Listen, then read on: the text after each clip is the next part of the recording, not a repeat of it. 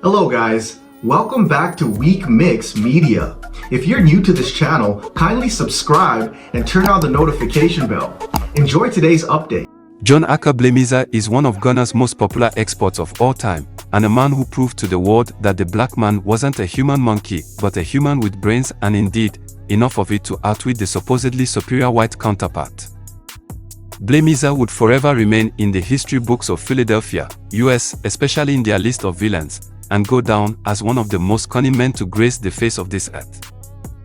This is the story Blay Meizah got the world to buy, as according to him, he was the sole beneficiary of gold reserves amounting to billions of dollars krona stored in banks in Switzerland and Liechtenstein in an account named N0.1 Ghana Trust Fund. His evidence to this fund was an account number and a manufactured document purportedly from the Union Bank of Switzerland. To access this money, estimated to be over $40 billion, Blay Meizah needed a specially serialized diplomatic passport which would come at a huge cost, and money to pay off some chiefs in Ghana who held various interests in the money, gold in this case. To do this, he needed money. Blay Meizah sold to people, starting from Philadelphia, a 1000 to 5000% interest on investment for anyone who supported the initiative. Yes, people bought a scheme with a profit margin of 50-1. For those at loggerheads with ratio, bring 1000 Ghana cedis and receive 50,000 cedis. Over 300 people in Philadelphia alone bought into the idea and contributed over $18 million in cash across America. Blay Meizah, with the help of his right-hand man, Ellis, succeeded in defrauding people out of hundreds of millions of dollars. Truth is, Ellis, the accomplice, believed the scam too.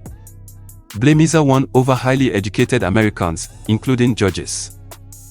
Back in Ghana in 1975, Blay Meizah managed to get Acheampong's government salivating over the prospect of landing $47 billion in Swiss banks, and succeeded in conning the government into the scheme.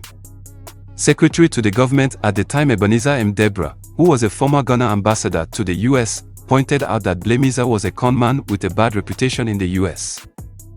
This was a battle even the secretary to the government wasn't going to win, so convincing was Blay Meizah that a powerful government official, one of Acheampong's trusted lieutenants, was pushed out of the government altogether because he was seen as an enemy of progress. Acheampong's government gave Blay Meizah a diplomatic passport. He then relocated to spread his tentacles in Europe and succeeded in bringing more people into the scheme. Wanted in America, he could not be extradited from Europe for prosecution in the US because he was a diplomat and hence benefited from immunity. In 1979, he made himself available to contest the presidential seat in Ghana, but was disqualified even though he had a good number following him. His main message was to get the power and use the power to retrieve the country's cash detained in Europe. When the PNDC took over from Lyman through a coup, he managed to get the government embroiled in the scheme and had his diplomatic passport renewed on the promise of raising $15 billion for the government. In fact, he traveled to Cayman Islands with Captain Kojo Sekota, in charge of security under the PNDC, and Kwesi Bochwe, who was in charge of finance. They returned empty-handed, embarrassed, and the result is at the conclusion of this post. He is rumored to have succeeded in defrauding people to the tune of billions of dollars. A classy man who wowed the people he encountered with his breathtaking oratory prowess, Blay Meizah knew how to entertain his victims in expensive hotels and joints, and treated them to drinks that were the preserve of the very affluent. As it is said, there is nothing entirely evil, even the mosquito makes us tidy our environment. At the time when Blay Meizah made a fool out of the whites, blacks were considered just the next step after animals with lower thinking capacity compared to the whites.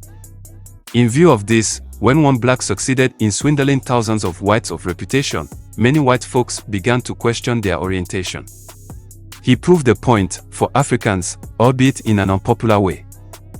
Nigerians adopted Blay Meizah's approach, commercialized and patented it as 419. So convincing was Blay Meizah that even his family believed him, and fought among themselves as to who'd take his place and actualize his vision to land the money after he died.